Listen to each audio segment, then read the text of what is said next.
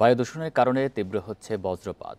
দেশে বাতাসে ধুলা, সমুদ্রের লবণ, সালফেট ও কার্বন কণা বাড়ছে।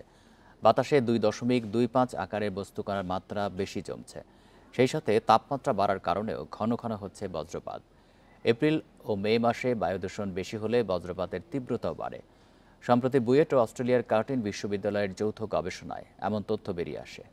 বান্ডেল থাকলে প্রতি সেনমানিতে টাকা বাঁচবে। বিকাশ সেনমানি বান্ডেল কিনে জিতুন প্রতি লেনদেনে। দেশের আকাশে দেখা মেলে 3 ধরনের বজ্রবিদ্যুৎ। বিশ্বের 37% বজ্রপাত হয় বাংলাদেশে। এই বদ্বীপে বছরে বজ্রপাত হয় 80 থেকে 120 দিন। মার্চ থেকে মে এই 3 মাসে হয় প্রায় 59% বজ্রপাত, আর বর্ষায় জুন থেকে সেপ্টেম্বর 36%। তবে মোট বজ্রপাতের 70% হয় এপ্রিল, মে ও জুনে। বায়ু দূষণকে মূল কারণ বলছেন গবেষকেরা। এ সময় বাতাসে কার্বন, সালফেট সহ বস্তুকণার আধিক্য থাকে। এতে বজ্রপাতের তীব্রতা বাড়িয়ে দিচ্ছে।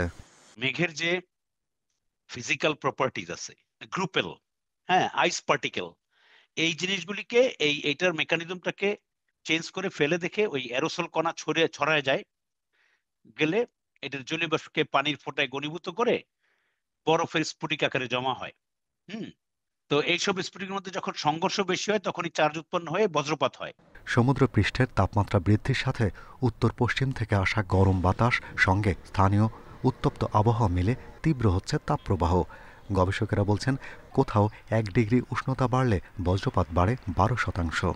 উত্তর পশ্চিম দিক থেকে আসা বাতাস এবং এই জলীয়বাষ্প সমৃদ্ধ বাতাসের মিথস্ক্রিয়ার ফলে এই বজ্রমেঘ তৈরির ঘনঘটা বৃদ্ধি পেয়েছে। শুধু সমুদ্রপৃষ্ঠের তাপমাত্রা যে বৃদ্ধি পেয়েছে তা নয়, আমাদের ল্যান্ড সারফেস টেম্পারেচারও বৃদ্ধি পেয়েছে। সুতরাং বাড়তি যোগান দিচ্ছে এইসব বজ্রমেঘ তৈরির ক্ষেত্রে ল্যান্ড সারফেস টেম্পারেচারও। মৌসুমি বায়ু দেশের আকাশে আসার আগেই 2 মাস এপ্রিল ও মেতে সিলেট, সুনামগঞ্জ ও মৌলভীবাজারে এর প্রকোপ থাকে বেশি। বর্ষায় তীব্রতা বাড়ে সুনামগঞ্জ, রাঙামাটি ও চট্টগ্রামে। শীতে বেশি আক্রান্ত হয় খুলনা, সাতক্ষীরা, বাগেরহাটের মানুষ। সম্প্রতি বজ্রপাত কবলিত জেলার সংখ্যা বাড়ছে বলে জানিয়েছেন গবেষকেরা। Shahriar Anirban, Independent News, Dhaka.